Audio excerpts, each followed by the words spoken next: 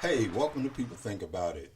Today's topic on People Think About It is what's more important, your time or money. So we're going to get into this show and we're going to talk about what's more important, time or money. And we got a couple of guests today, Miss Tanya, and we got Miss Audrey, Mustafa, and we got our regular people, Dominique and Mackenzie. So we're going to touch on a little thing just to get a little feedback, give you guys an idea what's more important to some people, time or money. So we're going to get off started here. So Miss Tanya, since you're our guest, we're going to ask you, because Miss Tanya works for Aflac. So if you guys out there need some Aflac, Miss Tanya is the one.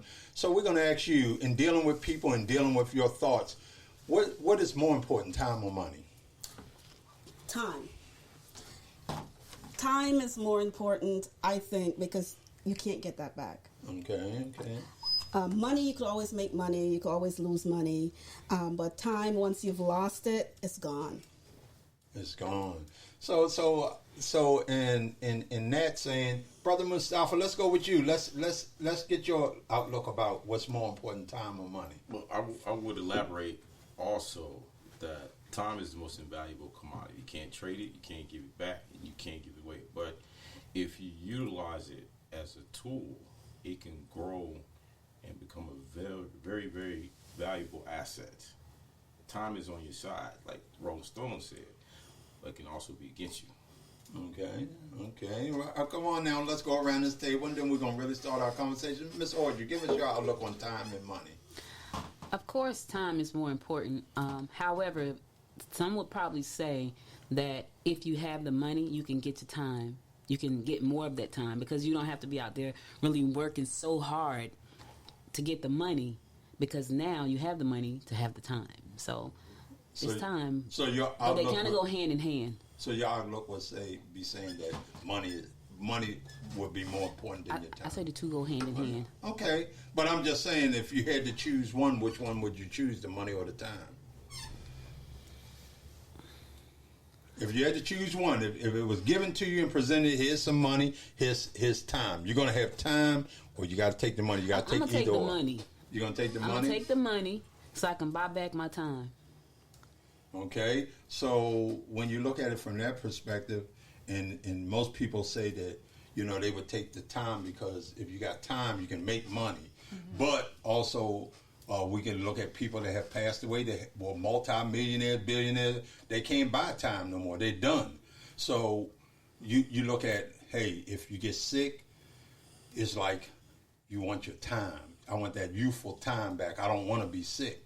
And money can't really put no price on it. You can't put no price on it because it's just like I had a friend of mine who was a very well-to-do financially. And one of his quotes was, never get caught up in the medical field, medical or the justice system, because no matter how much money you got, they will suck it dry. Because, like, rest his soul, he died from cancer. And he was doing all these tests and this, that, and the other, but his money couldn't fix it. His money couldn't fix it. And I'm quite sure if he was here today, he would probably rather have that time than money. And,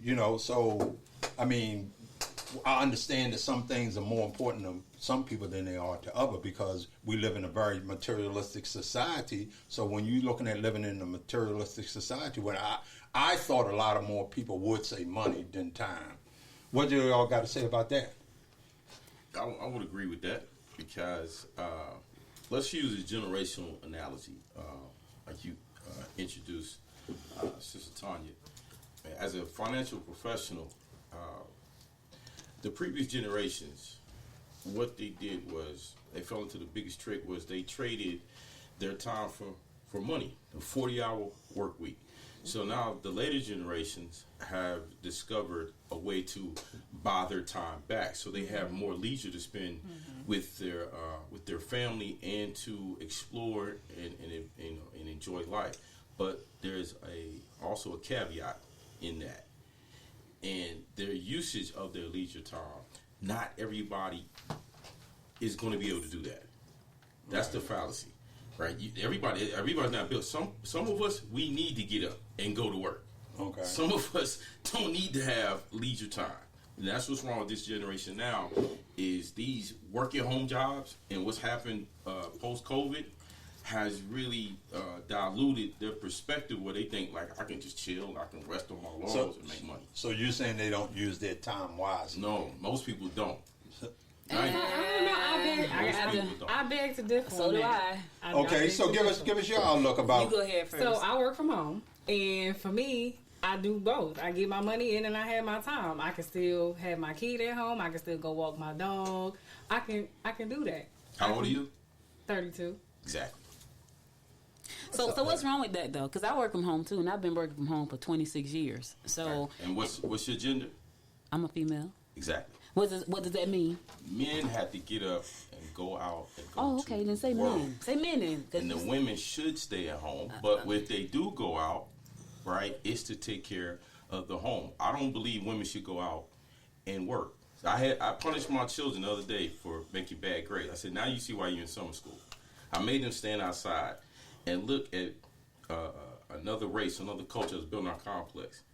I said, when you don't get your grades, there's men, women, and children out there. These people that came across into this country, out here in this blistering heat.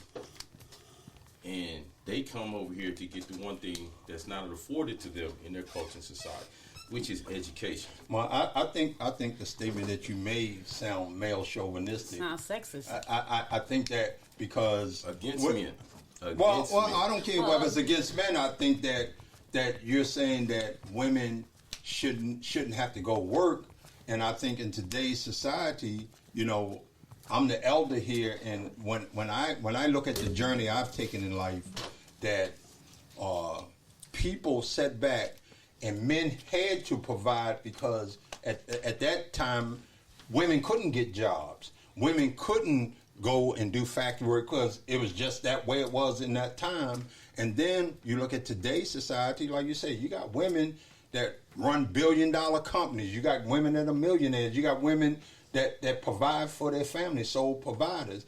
So I think that when you sit back and say, well, women shouldn't work, you take something away from them. That they have the ability to execute and provide in society just like we do as men. Well, I made that statement, right? I made that statement for a point because you repeated it back to me incorrectly. So everything, I got that steel trap on. Okay, and I got a steel trap too. So the issue is women's job is harder, right? They have a different type of employment, right? That's what I meant. So they spend more time raising a family, taking care of the household, taking care of us. But as far as durability, men mentally and physically should get up, leave out, go hunt, go gather, whatever. And I think what you're saying, I understand what you're saying, but I think you're saying it in the wrong way. And I just want to say this. So that's what I'm saying. I'm leaving that open. there's this show called Naked and Afraid. Y'all ever watch that show? Yeah. Okay. If you look at that show, 9 times out of 10, the person that's going home first are the men. Look at the show. And I'm like, these are the weakest men I've ever... They go home first. So when you say durability, what do you mean by that? Well, first of all, what happened was, like you just said, you said it. The historical aspect, the historical point was that in previous decades and generations, in a capitalist system, the women were looked at as just almost second-class property and citizens. chattel, so they were supposed to stay home. They weren't allowed to have credit cards, weren't allowed to have homes, weren't even... The best thing they could do was have secretarial jobs, administrative, like the TV show Mad Men.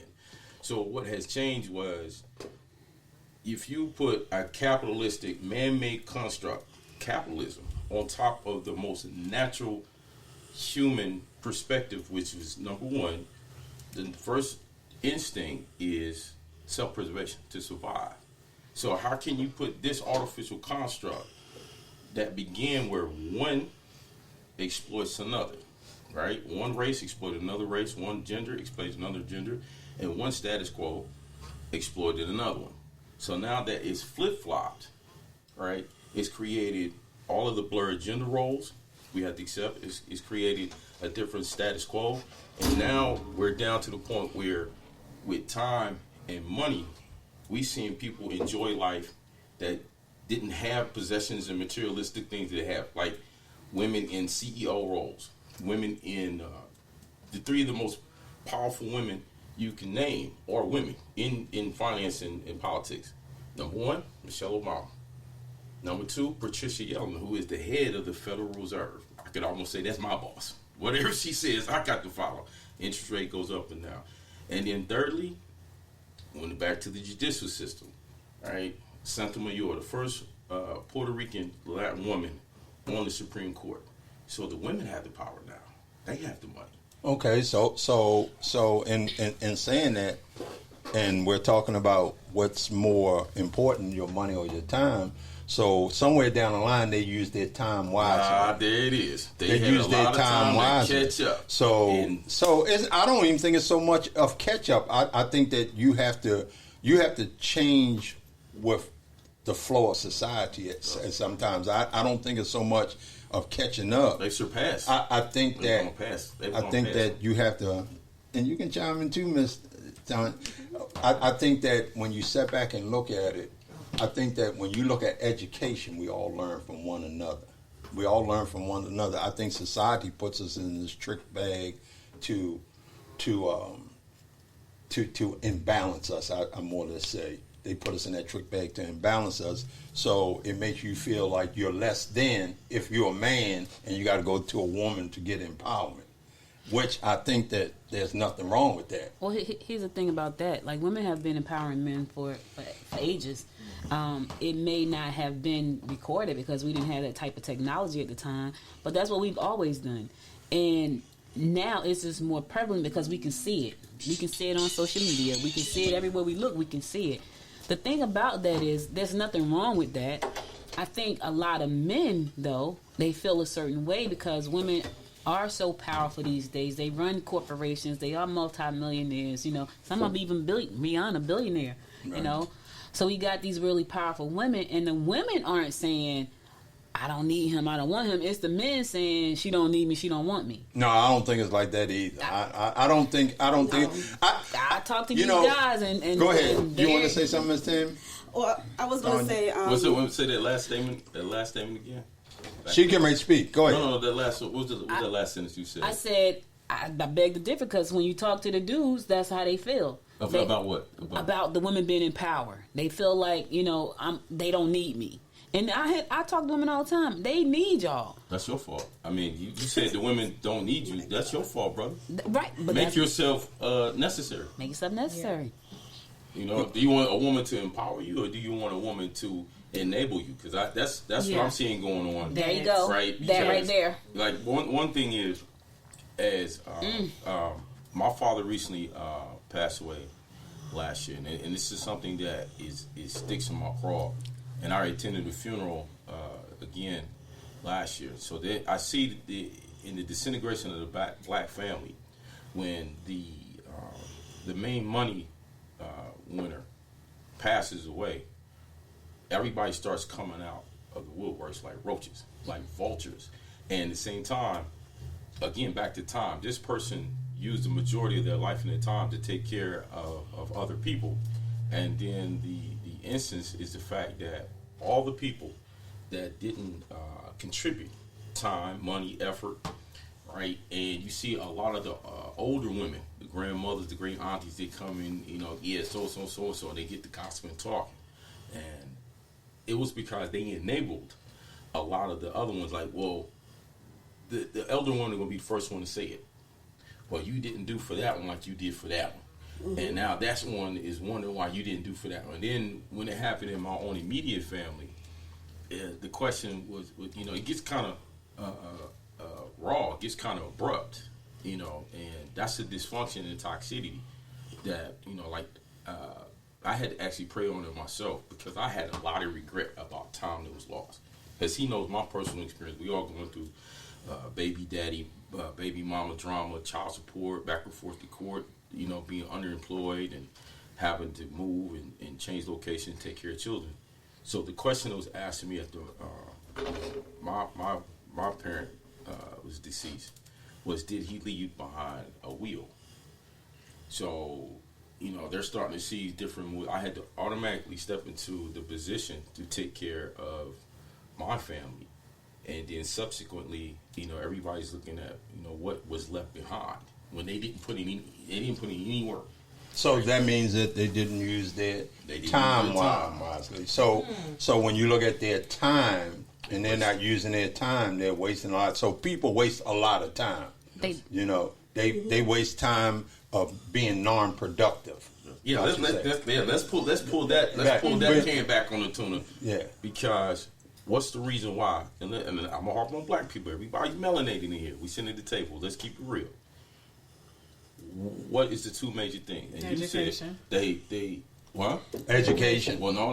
One is without that education, they don't have their priorities straight.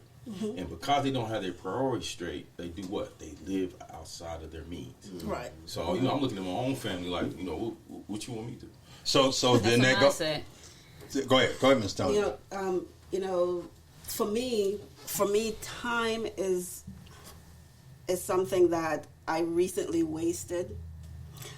Well, I think it was a kind of a waste, but I can't get it back. Right. Because right now I'm at the halfway point in my life. So the things that time was spent on when I was younger, I can't recoup that. Right. So for me, time is more important because I'm never going to get that time back. I get what you guys are saying, especially you, Audrey. Well, money is important as well, and I understand that part. But for right now, from where I'm at, I want some of that time back. Go ahead, Audrey. Okay, so I get what you're saying, right? However, do you actually think it was time wasted, or do you think it was an experience that you went through? Because when you think about the experience, like I wouldn't. The time I wish I can get back was the time that I lost my mom. I can't get that back. I can't change that. Everything else I went through, all the nonsense. This is a family show, so I'm trying to keep it PG. All of the nonsense that I went through, I wouldn't take that back because I had to learn those lessons. I had to have those experiences.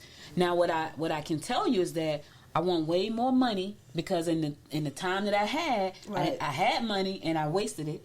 So I want way more money.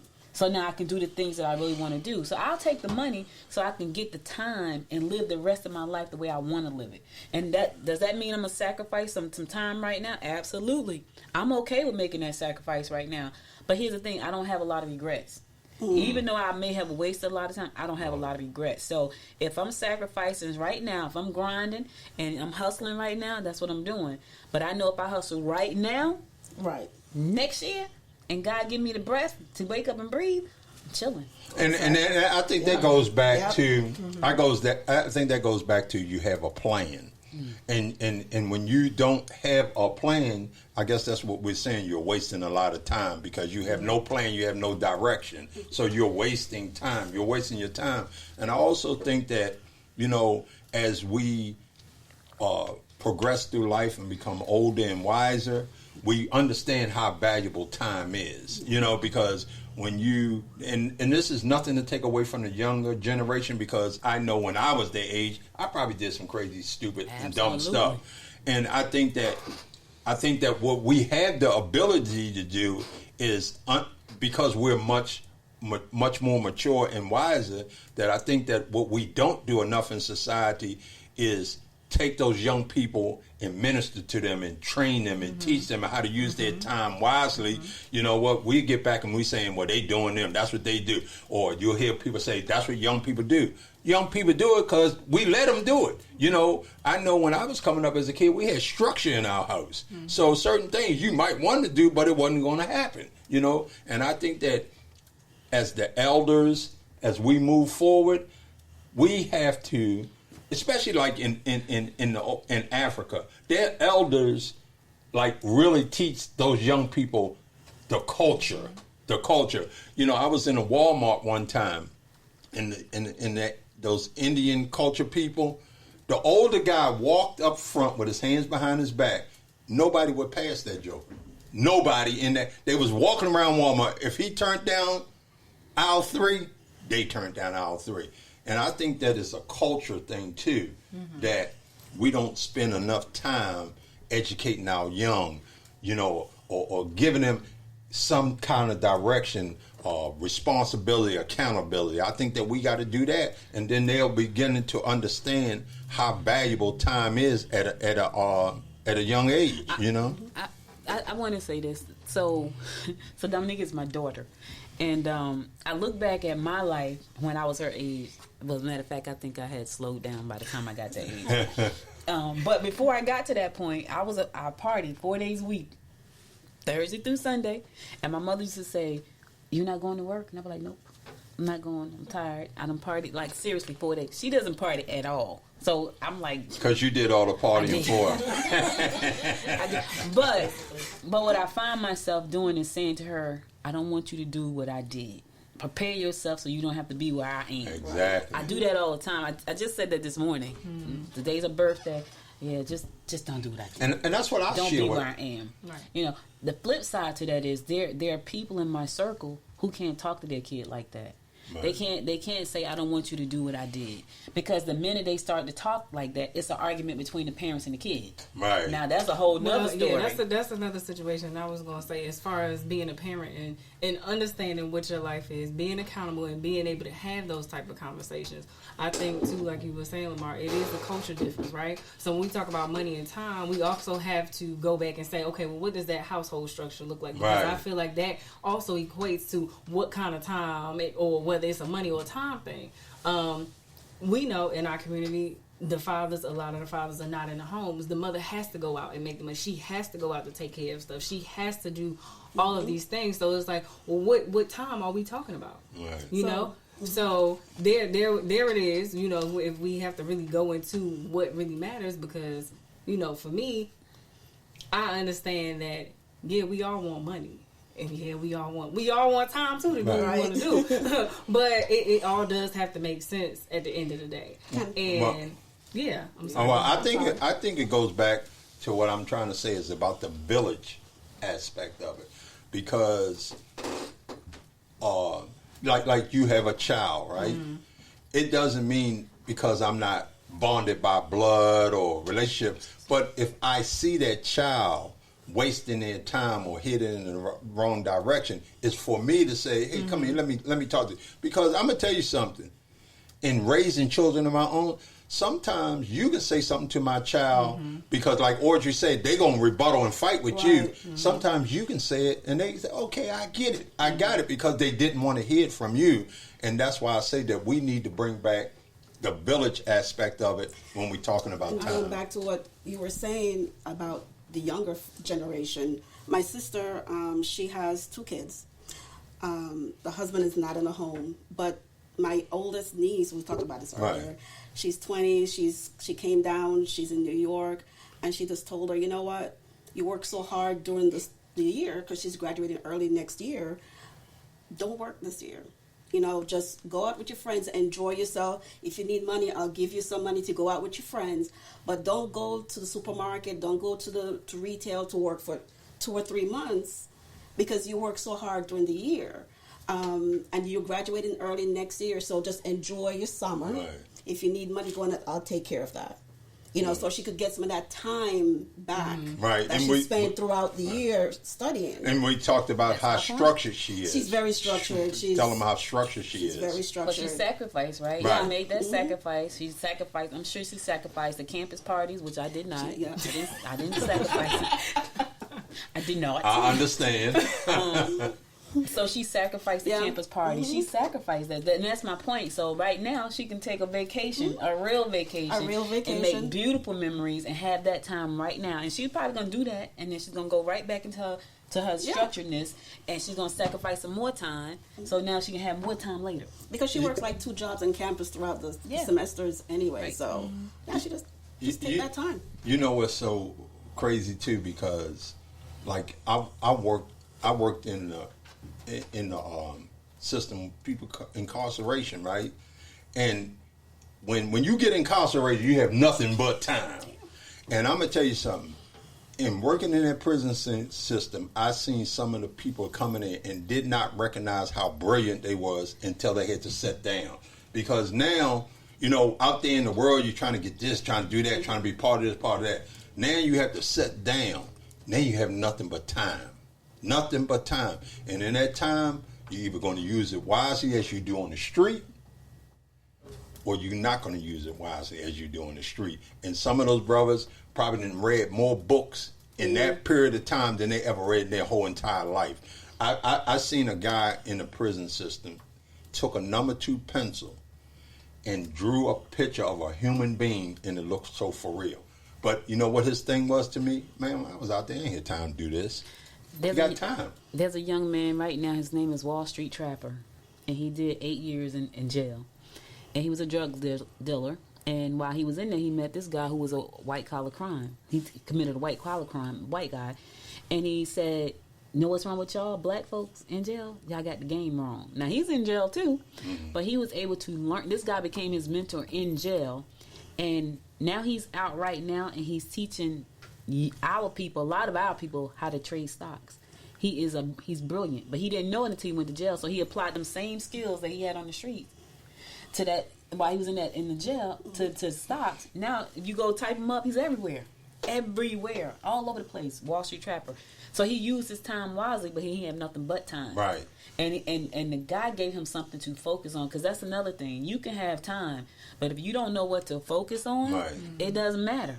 And we're not advocating going to jail, so don't y'all think we're advocating going to jail. We're definitely not. Let me make this clear. When people think about it, we're not advocating you go get locked up to sort of see if you got time. But if you're in jail, use the time wisely. If you're in jail, use your time wisely. This is an international show, and people can listen to it from anywhere in the world. So you are listening to the sound of our voice, and you're locked up. Use that time wisely. Learn something new. Yes. Absolutely. So what do you have to say about that, Brother Mustafa? Well, dude,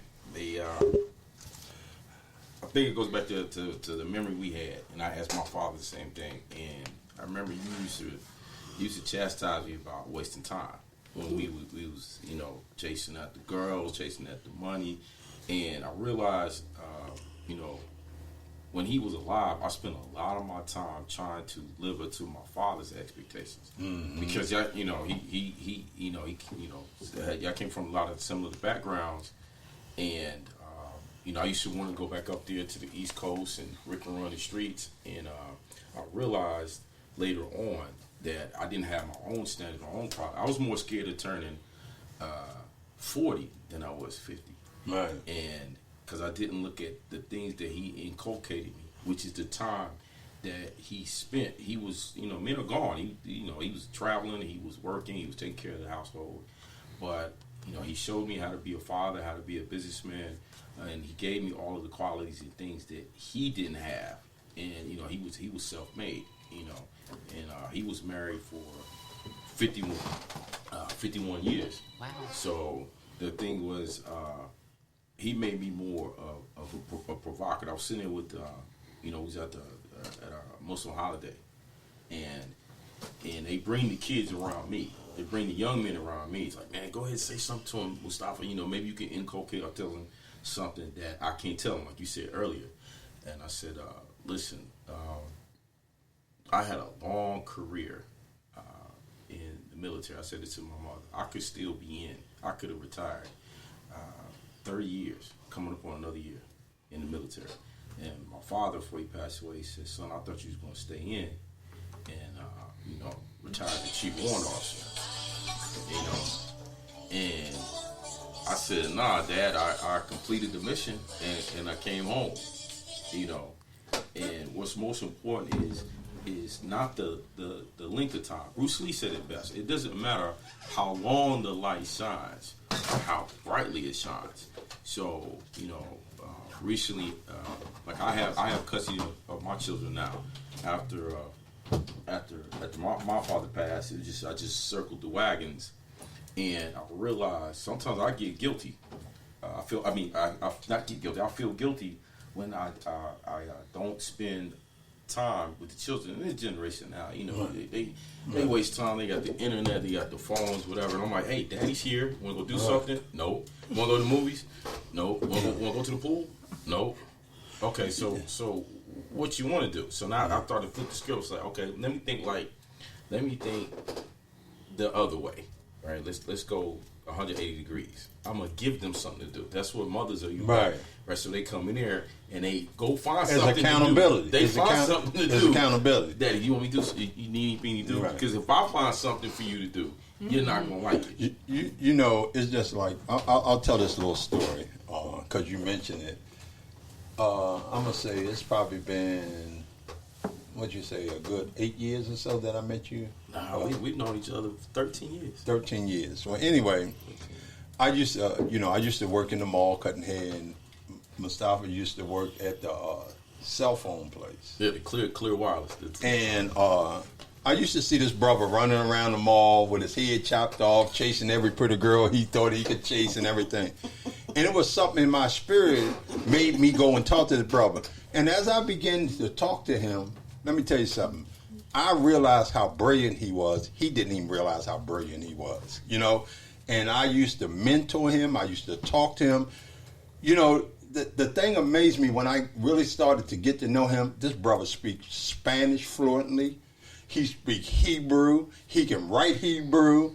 You know, he been in the military and stuff. And he often talked about writing a book. And I'm like, man, well, why is you wasting your time running around here doing this nonsense? And it came back to time and structure. And sometimes, like, we would even talk, and I would hear him try to talk his way out of things, you know, because it got to a point that I had made him accountable. Like, you got to be accountable. I mean, like, I did not know he knew how to speak fluent Spanish. I used to cut hair in the shop with Colombians. He came in there one day and had a full-blown conversation with him. I'm like looking at him like, really? You know how to do this? That's how I got this last job. Yeah. I can barely understand what they're saying. You know, if you're around them so much, you don't really, but you kind of know what they're saying, but you don't know what they're saying. But he understood. And I just seen him take a transformation, you know, in life, because he always talked about what he was going to do. I'm going to do this and that. But you got to do it. You got to do it. And that takes time, you know. So, you know, like when you look at things for what it's worth, you know, and I get what you're saying, Audrey, because you know what? If you're in a healthy situation and you got money, I can buy back some of that time, you know what I mean? Meaning that I can't buy back the past, meaning I can buy back the future because I'm smarter and I'm wiser. So if I was spending 8 hours on a job and I decide to be an entrepreneur and I say to myself, I'm spending 4 hours a day doing this project. After that, hey, I'm doing this, you know? So you kind of not draining your body, your soul, your spirit in 8 hours and investing your time in somebody else's idea. Now you're investing into yourself, but it takes time. It takes time. Back to the book. Right. Did you write the book? So I'm writing 2 books simultaneously. Right. I've already, finished the soundtrack. You put the Michael Jackson came in with the sound cue because this is the first kind of event I've been in with our people where it's very sane and benign. And I know Miss Dorshell don't play around. She's the moderator. Right. That's why I greatly appreciate being invited. Because, I got to plug my book. So, part of it is, I'm a big movie buff. I shared that. So, the John Singleton passed away in the midst of his series on FX. And I told myself, with the thing that he would, how you call it, that's my nickname for him, Big Unc, because, he's from my dad's brothers and sisters generation.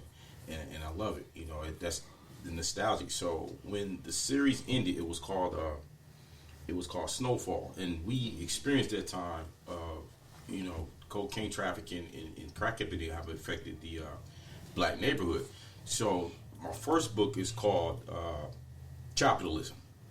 Unfortunately, it's like a self-help book, this DIY, right? Because we get trapped into these different schemes, these different mental psychological traps, even the generational divide, right? Generation X, baby boomer, whatever.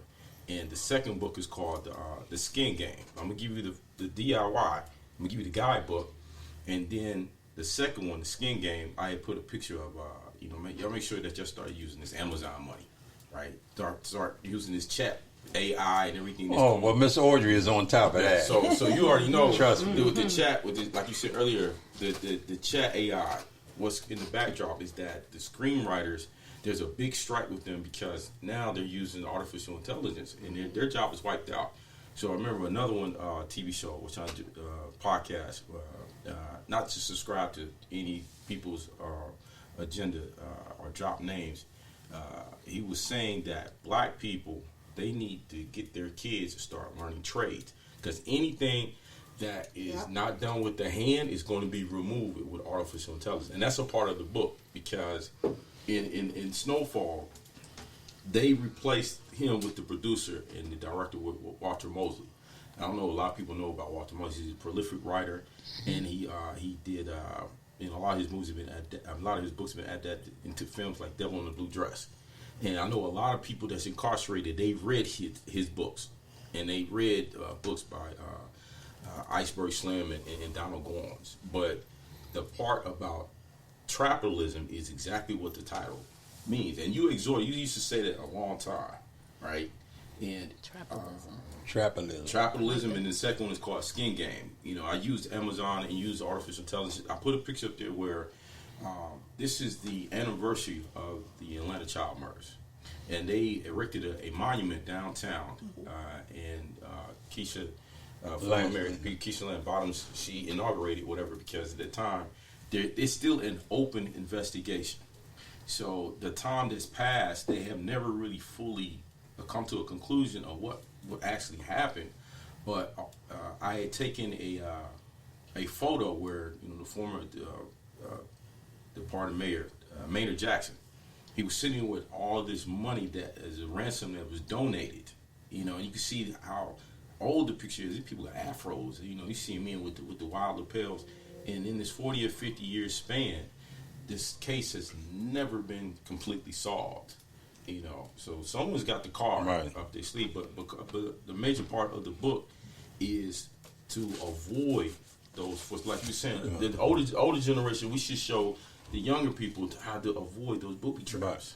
So let me ask you this, Mr. Audrey, because I know you're into artificial intelligence, and being that we're talking about time and money, how do you think that that artificial intelligence is going to affect our time? For some of us, it's going to give our time back, especially small business owners. It's going to help you be more productive. But here's the thing. You got to first accept the fact that it's here and embrace it. What I find, because I do, work with a lot of small businesses, is that everybody's so deathly afraid of tech, so they won't even try to embrace it. I have a couple of workshops coming up now.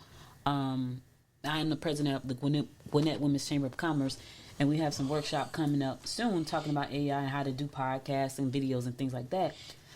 I'm just interested to see how many people are going to sign up small businesses because it's talking about marketing. What people don't understand, it's not going anywhere. I had to take my uncle. He had surgery this morning. We were over at Gwinnett Medical Hospital. And I'm normally, when I come out the hospital, I normally pay the little Middle Eastern lady my money to come out. Well, she wasn't there. You know why? Because there's a machine and you just touch it. Right. And I'm looking like, first of all, you got to go over there. Like, you can't even figure out how to get in there anymore. It's crazy. And so I said to my uncle, wow, they replaced her. And she was always there. Well, look at the grocery store. Wow. At the grocery store. I mean, you know, everywhere. It's just that time. Someone asked me the other day, do I think AI is going to replace jobs? Yep, it is. But here's the thing. We have to train AI. So it can replace jobs, but it can't replace you if you know how to be a prompt engineer and put in the prompts.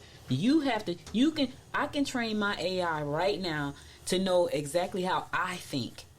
And so when I go to do an email, I can just say, do this email to Dominique, and this is what I want you to tell. Because I've trained it to think like me. All right. Mm-hmm. Now you can write the email and it sounds just like me. But we have to embrace that, and that's where we're floundering already. We have to embrace that it's not going anywhere. I remember I used to hate the Jetsons. I thought that was the worst cartoon ever. Right. Now robots they got robots. Let me tell y'all something. There is a site called Replica. It's called Replica. It's AI. It's got an app. You create your friend, right? Your replica friend. People have said that they created their friends. One lady married hers. It's almost like to show her, because you want somebody to talk to, and they talk back. They have straight conversations, but you create your replica, and it's your friend, and they have the little AR piece just standing right there, and they're talking to you just like I'm talking to you right now. It's nuts. So it's not going anywhere, but it can definitely help you when it comes to being more productive. It can help people with paying bills, scheduling things. Like I had someone say today, they forgot to pay their electric bill. Right. Well, Amazon has Alexa. So your podcast is on Alexa because I put it there. So Amazon has Alexa. All you gotta do is program Alexa to make sure you pay Capital One, make sure you pay the public service bill. That gives you back some of your time. Right. And so it gives you back some time, but it can take some jobs now. Well, this is what I'm reading right now.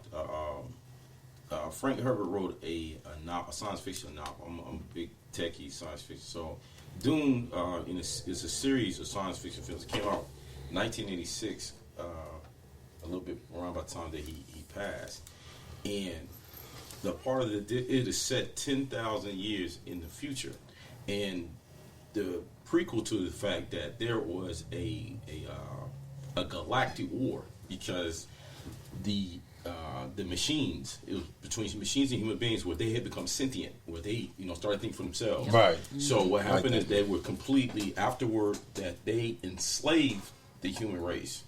And it was titled the Butlerian Jihad. That's the name of the title, is when they got their freedom. Now, it was a black woman, of course, that wrote a story like this, and they stole it from her, which we all know it. Terminator 1 and 2, 3, and The Matrix. And when I seen it, it was the fact that they had put more like a religious, ecclesiastic fear, is because the status quo is scared that technology is going to enslave them. So 10,000 years in the future, machines or computers are outlawed under the penalty of death. If anyone possesses one or even creates one, right, is death. So they created what's called mentats, superhuman human beings with superhuman mentality. And this is a book that came out 40 years ago. Yeah. So Mackenzie, you had something to share with us? Oh, I was just going to piggyback on Audrey. The AI situation, being a photographer, just being an artist and working on pictures.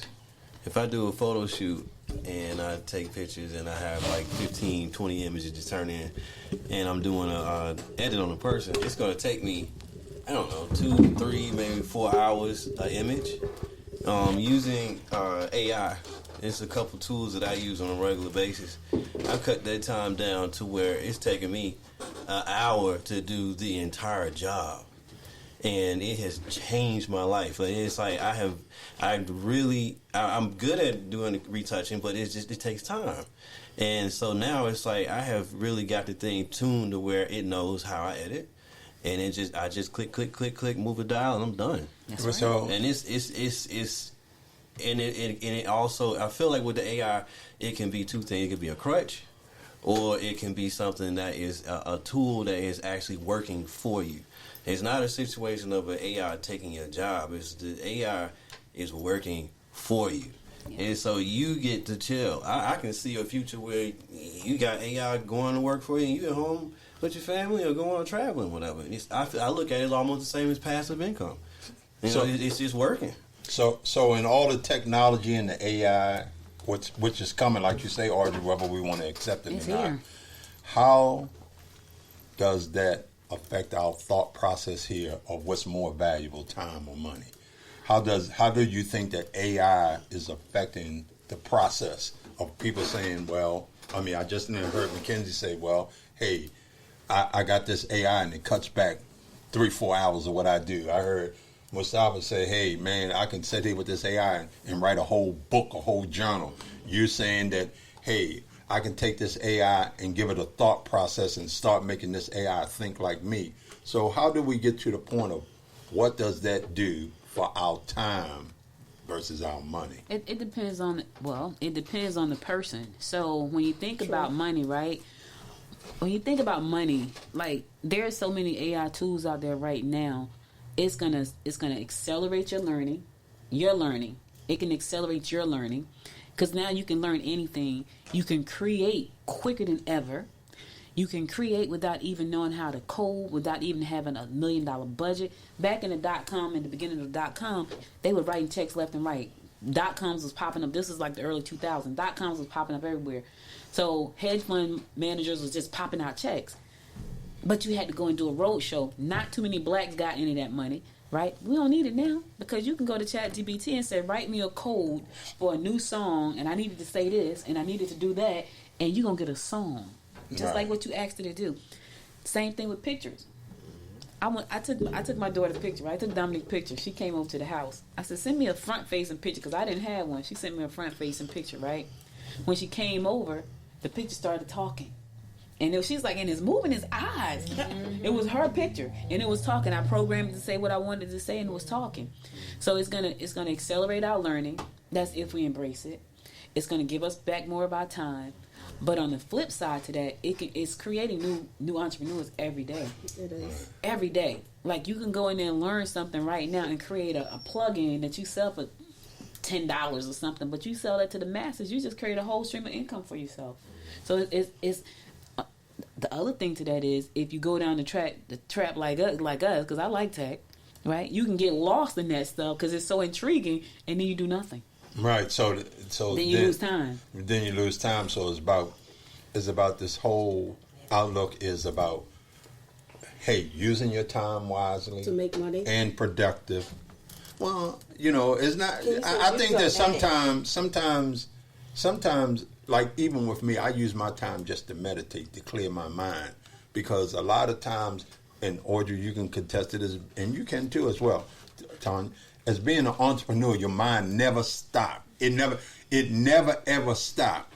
And sometimes I think that's hurts us as entrepreneurs because just like you say, you go down that road of doing something and you get so embedded in it that you lose yourself in it and you waste and you see that, hey man, I put more time in those, so I wasted some time or this, that, and other.